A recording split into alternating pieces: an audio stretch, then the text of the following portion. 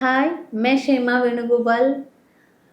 આપણે કાયમ આપણા બાળકો માટે એક્સાઇટેડ છે, પણ એ એક્સાઇટમેન્ટના લીધે આપણે અમુક ટાઈમમાં થોડું રૂડ થઈ જતા છે.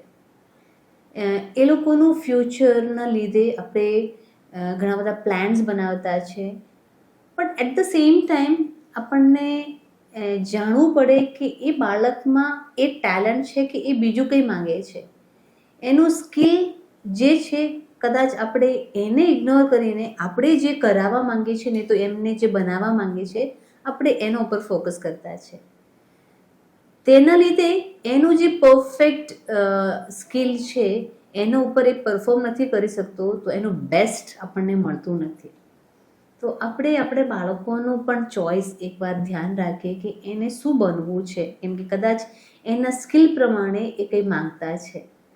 આ વર્લ્ડમાં ખાલી ડૉક્ટર્સ અને એન્જિનિયર્સની જરૂર નથી. ઘણા બધા એવા ફિલ્ડ્સ છે જ્યાં એ લોકો શાઇન કરીને આપણને એ લોકોનું બ્રાઇટ ફ્યુચર બનતા આપણે જોઈ શકીએ છીએ. સ્કૂલમાં રિઝલ્ટ ઉપર ડિપેન્ડ રહીએ તો એકવાર મારું પણ એક્સપિરિયન્સ છે કે મારા ક્લાસમાં ભણેલા બેક બેન્ચર્સ હમણાં ઘણા બધા જગ્યા પર ટોપ પોઝિશન પર ને તો બહુ સક્સેસફુલ લાઈફ જીતા છે. શું તમારા સાથે એવું નથી થયું કે તમારા સાથે ભણેલા લોકો, જે લોકો ક્લાસમાં કદાચ બ્રિલિયન્ટ ન હતા, 100/100 લાવતા ન હતા, પણ એ લોકો હમણાં લાઈફમાં સક્સેસફુલ થયા છે? એટલે માર્ક્સ ડિપેન્ડ નથી કરતું કે તમારું બચ્ચું કેટલું સક્સેસફુલ થશે. એટલે માર્ક્સ પર ડિપેન્ડ કરતા વગર એને ચેક કરજો કે એને સમજવાની કોશિશ કરજો કે એની પોટેન્શિયલ કેટલી છે.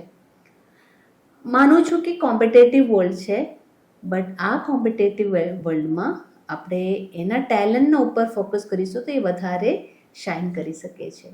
So with peace, you and me.